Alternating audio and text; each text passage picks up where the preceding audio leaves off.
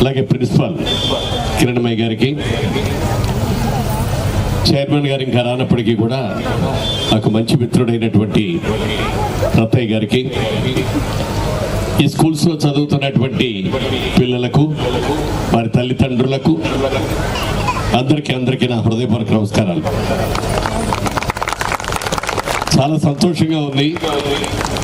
ఇవాళ ఈ కార్యక్రమం బాగుపడటం చాలా ఆనందంగా ఉంది. రుద్రందేవ్ గారు దాదాపుగా ఒక నెల రోజుల క్రితం నుంచి, అలాగే ప్రిన్సిపాల్ గారు కూడా మీరు తప్పకుండా రావాలండి మా స్కూల్కి అని చెప్తే నాకు కూడా చాలా సంతోషం అమ్మా. ముఖ్యంగా రత్తయ్య గారి ఇన్స్టిట్యూషన్ చూడటం అంటే నాకు చాలా ఇష్టం. కొన్ని స్టాండర్డ్స్ మెయింటైన్ చేస్తూ, ఇప్పటికీ ఎడ్యుకేషన్ అంటే వ్యాపారం కాదు, కొంతమంది భావి భారత పౌరుల యొక్క భవిష్యత్తుని నిర్ణయించేటటువంటి ఒక అద్భుతమైనటువంటి కార్యక్రమం ఇది.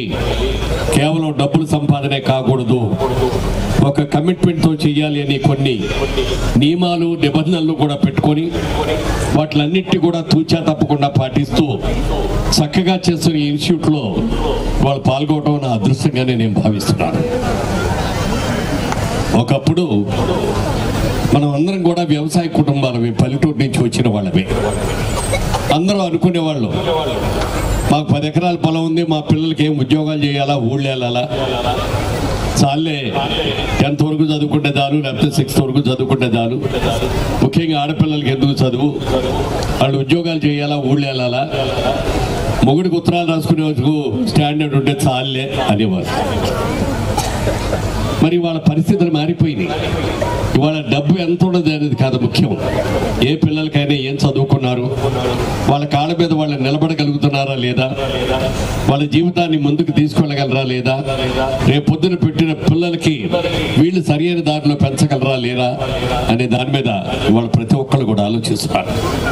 అవసరమైతే పొలాలు అమ్మైనా సరే వాళ్ళ ప్రతి తల్లి తండ్రి మా బిడ్డలు మాలాగా కష్టపడకూడదు, వాళ్ళ జీవితంలో పైకి రావాలి, ఉన్నత విద్యను అభ్యసించాలి, దేశ విదేశాలకు వెళ్ళి ఉద్యోగాలు చేయాలి, పేరు ప్రఖ్యాతులు తెచ్చుకోవాలి అని చెప్పి ఈ రోజున ప్రతి తల్లి తండ్రి కూడా తమ అవసరాల్ని, తమ సుఖాల్ని కూడా త్యాగం చేసి పిల్లల భవిష్యత్తును తీర్చిదిద్దడానికి సమాయత్తం అవుతున్నారు.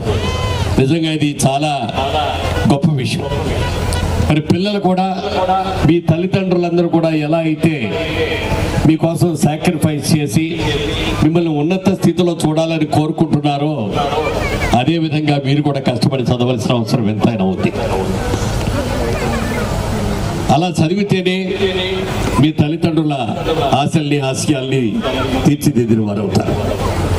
అలాగే ఎట్ ది సేమ్ టైం ఈ ఇన్స్టిట్యూషన్ నడుపుతున్నటువంటి చైర్మన్ గారికి కానీ, వైస్ చైర్మన్ గారికి కానీ, అలాగే అధ్యాపకులకు కానీ, ప్రిన్సిపాల్ గారికి కానీ, వారందరికీ కూడా నేను చేసే వినతి ఏమిటంటే, ఇది చాలా పవిత్రమైన బాధ్యత, ఇది వ్యాపారం కాదు. భావి భారత పౌరులు తీర్చిదిద్దే ఒక పవిత్రమైన బాధ్యత.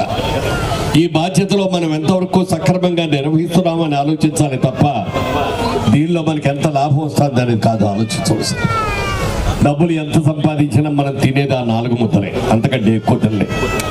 కానీ ఒక సాటిస్ఫాక్షన్, మా ఇన్స్టిట్యూట్స్లో చదువుకున్న వాళ్ళు ఇంత బాగా పైకి వచ్చారు, దేశ విదేశాల్లో ఉద్యోగాలు చేస్తున్నారు, వాళ్ళందరూ కూడా సైంటిస్టులు అయ్యారు, డాక్టర్లు అయ్యారు, ఇంజనీర్లు అయ్యారు, మరి ఎన్నో డ్యాములు కడుతున్నారు అని అంటే ఆ వచ్చే ఆనందం ఇంత అంత కాదు.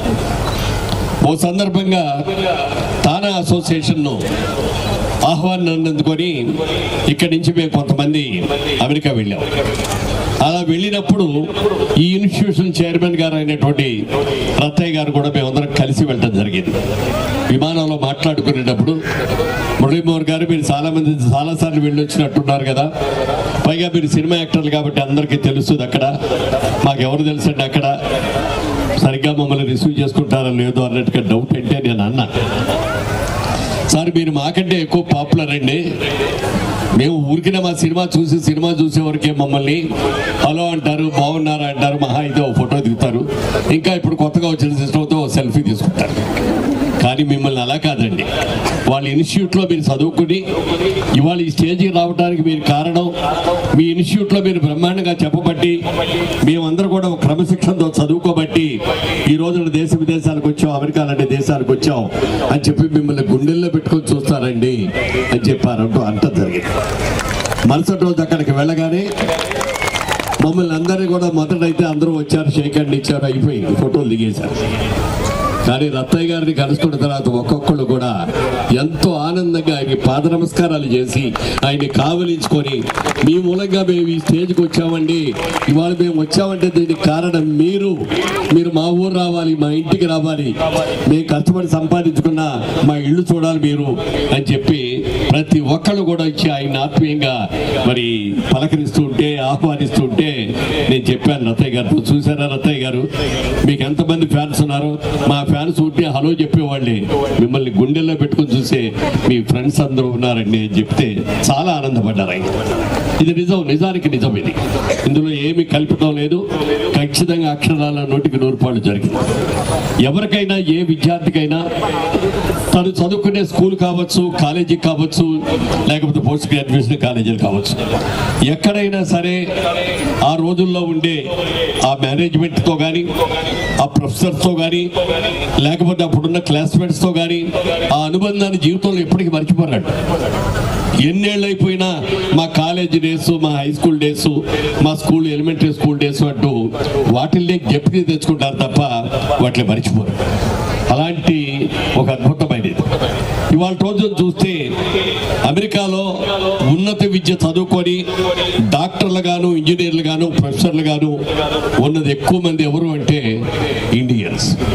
ఆ ఇండియన్స్లో ఎక్కువ మంది ఎవరు అంటే ఆంధ్రప్రదేశ్ నుంచి వెళ్ళిన మనవాళ్ళు.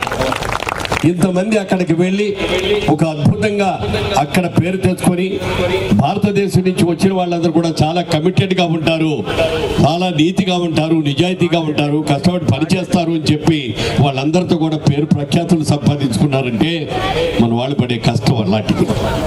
వాళ్ళు ఏదో మొదటి జనరేషన్గా ఇక్కడి నుంచి వెళ్ళిన వాళ్ళు కష్టపడి చదువుకొని ఇక్కడికి వెళ్ళినా వాళ్ళ పిల్లలు అక్కడే పుట్టారు, అక్కడే పెరిగారు, అక్కడే చదువుకుంటారు.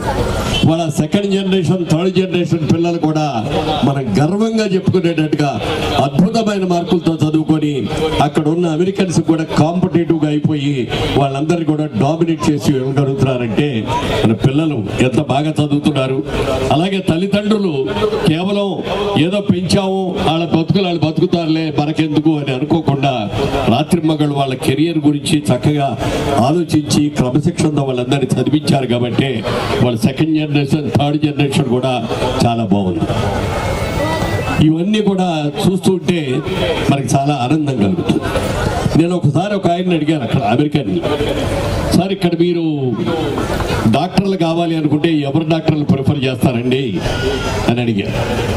అడిగితే మేము ఇక్కడ ఉన్న అమెరికన్ డాక్టర్స్ కంటే కూడా మేము ఇండియా నుంచి వచ్చిన వాళ్ళని, చైనా నుంచి వచ్చిన వాళ్ళని డాక్టర్లు మేము ఎక్కువ ప్రిఫర్ చేస్తామండి అన్నారు.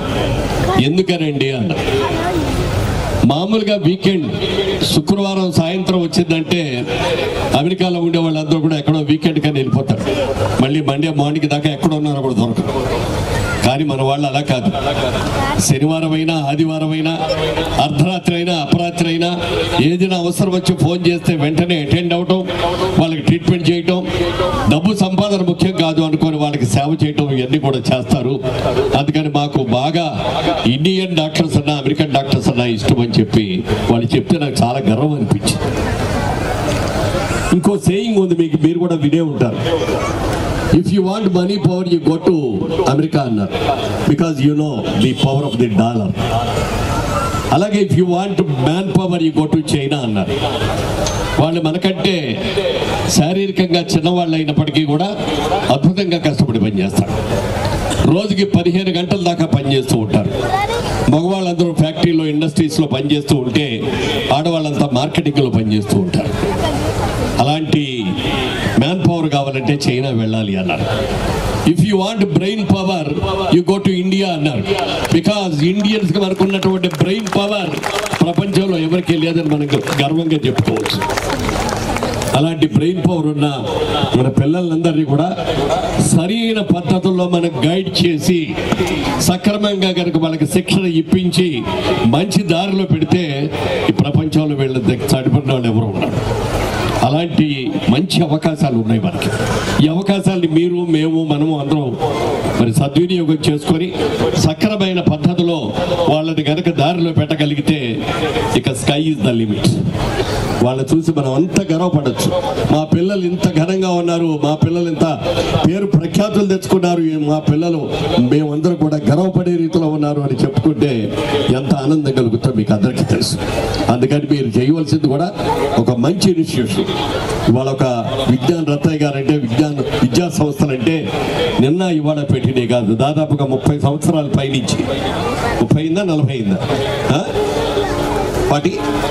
40 ఇయర్స్ నుంచి మరి గుంటూరులో ప్రారంభించినటువంటి ఈ సంస్థలు అనేక అంచెలంచెలుగా ఎన్నో చోట్లకి పెరిగి ప్రతి చోట కూడా మా తర్వాతే ఎవరైనా అనే లెవెల్లో ఇవన్నీ కూడా పెంచి పెద్ద చేశారంటే దాని వెనుకున్న వాళ్ళ మోటివ్ ఏమిటంటే మనం ఒక మంచి విద్యార్థుల్ని తయారు చేయాలి. ఇది వ్యాపారం కాదు, ఇది ఒక బాధ్యత, పవిత్రమైన బాధ్యత, ఇది ఒక నమ్మకం. మా మీద, మా సంస్థ మీద, మా లెక్చరర్స్ మీద, మా ప్రిన్సిపాల్స్ మీద, మా శిక్షణలోనూ క్రమశిక్షణ మూలంగాను నమ్మకం ఉండబట్టి ఎంతమంది తల్లిదండ్రులు మా ఇన్స్టిట్యూషన్లో చేరుస్తున్నారు. వారి నమ్మకాలు మేము నిలబెట్టుకోవాల్సిన బాధ్యత మా మీద ఉంది. మాకు డబ్బులు ముఖ్యం కాదు, పేరు ముఖ్యం అని చెప్పి వాళ్ళు అనుకున్నారు. కాబట్టి ఇన్ని విజయాలు సాధించడానికి అవకాశం వచ్చింది. ఈ అవకాశాలు సద్వినియోగం చేసుకోవాలని, మీ నమ్మకాలను వారు నిలబెట్టాలని, వారి క్రమశిక్షణలో మీ పిల్లలు అందరూ కూడా బాగా చదువుకొని జీవితంలో బాగా పైకి రావాలని మనస్ఫూర్తిగా కోరుకుంటున్నా. ఇవాళ ఇక్కడికి రాగానే నాకు మరో ముచ్చట ఏంటనిపించిందంటే చక్కగా ఆడపిల్లలందరూ కూడా లంగాలు ఓణీలు వేసుకొని, అలాగే మహిళలు వచ్చిన వాళ్ళందరూ కూడా చీరలు కట్టుకొని వచ్చి చూస్తుంటే మన తెలుగుదనం ఎక్కడికో బాలేదు, ఇక్కడే ఉంది అని అనిపించింది. ఈ మధ్యకాలంలో ఎక్కడికి వెళ్ళి చూసినా జీన్స్ ప్యాంట్స్, టీ షర్ట్లు వేసుకొని హాయ్ హాయ్ అంటూ మరి ఎన్నో కబుర్లు చెప్పే వాళ్ళు చూస్తుంటే మన ఈ తెలుగు సాంప్రదాయం, మన కట్టుబాట్లు ఇవన్నీ కూడా ఎక్కడికి వెళ్ళిపోయినాయి అనిపించింది. పిల్లలు ఫస్ట్ డ్యాన్స్ చూశారు, మీరందరూ కూడా చూశారు. విఘ్నేశ్వర రెడ్డి డ్యాన్స్ ఎంత బాగా చేశారు వాళ్ళందరూ కూడా. వాళ్ళందరినీ కూడా మనస్ఫూర్తిగా అభినందిస్తున్నాను. ఇంకా ఇక్కడ ఉండి వాళ్ళు జరిగే కార్యక్రమాలన్నీ చూడాలనే కోరిక మనసులో ఉన్నా కానీ నాకున్న బాధ్యతతో నేను ఇప్పుడు వెంటనే బయలుదేరి మళ్ళీ కొన్ని కార్యక్రమాలు చూసుకొని స్టేషన్కి వెళ్ళి ట్రైన్ ఎక్కి మార్నింగ్ రాజమండ్రికి చేరాలి. అందుకని ఎక్కువసేపు ఉండలేకపోయినా మరో 10 నిమిషాలు పావుగట్టు ఉంటారు. రత్తయ్య గారు కూడా వస్తున్నారని తెలిసింది. ఆయన మరి నేను బయలుదేరే లోపల చేరుకుంటే నా అదృష్టం, చేరుకోకపోతే చెప్పలేను. ఏదైనా మీకు అందరికీ కూడా హృదయపూర్వకంగా కృతజ్ఞతలు తెలియజేస్తూ అందరి దగ్గర సెలవు తీసుకున్నాను. జై హింద్. అందరికీ నమస్కారం అండి. నాకు చెప్పాను కదా, రత్తయ్య గారు అంటే నాకు చాలా ఇష్టం. ఎందుకంటే ఎప్పుడూ నవ్వుతూనే ఉంటారు. తన చుట్టూ ఉండాలి కూడా ఎప్పుడూ నవ్వుతూ ఉండాలి, ఆనందంగా ఉండాలని కోరుకునే ఒక మంచి మనసున్న మనిషి ఆయన. ఈ విజ్ఞాన సంస్థలు గత 40 సంవత్సరాలుగా ఎంతో ప్రెస్టీజియస్గా నడిపిస్తూ ఈ కార్యక్రమానికి మీరు రావాలి అంటే మీరు కూడా వస్తారండి అంటే ఆయన వాళ్ళ మరి బోలంతా ఈ జరుగుతుంది. ఎవరు వచ్చింది, యూజీసీ వాళ్ళ ఇన్స్పెక్షన్ ఉంది, అది పూర్తి చేసుకొని నా మాట కోసం అని ఆయన ఇప్పుడు ఫ్లైట్లో బయలుదేరి వచ్చినందుకు చాలా సంతోషం. అయ్యో మిస్ అవుతున్నానే, వారిని కలవకుండా వెళ్ళిపోతున్నానని నేను అనుకున్నాను. హాస్పిటల్లో ఎదురైనందుకు వచ్చినందుకు చాలా సంతోషం సార్. చాలా సక్సెస్ఫుల్గా ఉన్నారు, బ్రహ్మాండంగా. చక్కగా మీ అమ్మాయిని చూస్తే రాణి రుద్రమదేవి, అలాగే మీ అబ్బాయి కృష్ణదేవరాయలు మన సంస్కృతిని, సాంప్రదాయాన్ని మర్చిపోకుండా వాళ్ళ పేర్లన్నీ పెట్టుకొని చక్కగా చేస్తున్నారు. వాళ్ళందరూ వచ్చినందుకు అభినందనలు అండి. మళ్ళీ ఈసారి తీరిగ్గా వచ్చినప్పుడు కలుస్తారు. సో మన అందరి తరఫున మురళీమోహన్ గారికి మరీ మరీ మరీ హృదయపూర్వక నమస్సులు. వారు చాలా మంచివారు. ముందు నుంచి ఇప్పుడు ఎంపీగా అవటమే కాకుండా చాలా 20 ఏళ్ల నుంచి పేద విద్యార్థులకి ఒక ట్రస్ట్ పెట్టి చాలా మందికి, కొన్ని వందల వేల మందికి సహాయం చేస్తున్నారు. చివరికి సినిమాల్లో కూడా ఆయన మంచి పాత్రలే వేస్తారు, అటు ఇటు వేయరు. అట్లాంటి చాలా మంచి మనిషి మన మధ్య వచ్చినందుకు, ఈ చిన్నపిల్లల్ని ఆశీర్వదించినందుకు వాళ్ళ భవిష్యత్తు చాలా బ్రహ్మాండంగా ఉంటుంది. ఇట్లాంటి వారిని ఎప్పటి నుంచో మిత్రులు, వారు మన మధ్యలో ఉన్నందుకు చాలా చాలా సంతోషంగా ఉంది.